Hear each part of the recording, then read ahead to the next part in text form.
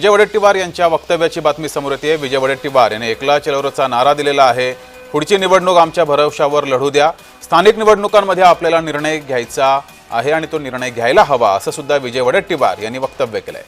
आगामी स्थानिक स्वराज्य संस्थांच्या निवडणुकांच्या पार्श्वभूमीवर विजय वडेट्टीवार यांचं हे मोठं वक्तव्य समोर आलंय। आम्हाला आमचा निर्णय घेऊ द्या, एकला चलोरचा नारा हा विजय वडेट्टीवार यांनी दिलाय। काँग्रेस हा महाविकास आघाडीतील एक घटक पक्ष आहे, मात्र विजय वडेट्टीवार यांचं हे वक्तव्य समोर आलंय। आगामी स्थानिक स्वराज्य संस्थांच्या निवडणुकांच्या पार्श्वभूमीवर त्यांचं हे मोठं वक्तव्य समोर आलंय। स्थानिक निवडणुकांमध्ये आपल्याला निर्णय घ्यायला हवा असं सुद्धा विजय वडेट्टीवार यांनी म्हटलंय। त्यांनी एकला चलोरचा नारा हा दिलाय।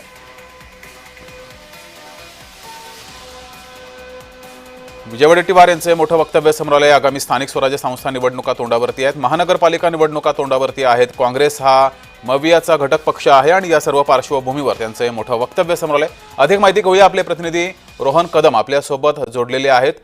रोहन, विजय वडेट्टीवार यांनी एकला चलोरचा नारा दिलेला आहे, काँग्रेस हा मवियातील घटक पक्ष आहे, अधिक माहिती? जगदीश, अगदी बरोबर आहे। खरं तर पुण्यामध्ये 2 दिवसाची कार्यशाळा जी आहे ती काँग्रेसच्या वतीने आयोजित केलेली आहे आणि याचा समारोपाच्या कार्यक्रमामध्ये विजय वडेट्टीवार जे आहेत ते बोलत होते आणि यावेळेस त्यांनी बोलताना हा एकला चलोरेचा नारा जो आहे तो आगामी स्थानिक स्वराज्य संस्थांची दिलेला पाहायला मिळतोय। पुढची निवडणूक जी आहे ती आता आम्हाला आमच्या भरोशावरती जिंकू द्या, आमच्या भरोशावर जे आहे ते आम्हाला लढू द्या, अशा प्रकारचं वक्तव्य जे आहे ते विजय वडेट्टीवारांनी केलेलं आहे। त्यामुळे आगामी स्थानिक स्वराज्य संस्थेच्या निवडणुकांमध्ये कदाचित जी आहे ती ही काँग्रेसची भूमिका आहे की एकट्याने ही सगळी निवडणूक लढली गेली पाहिजे।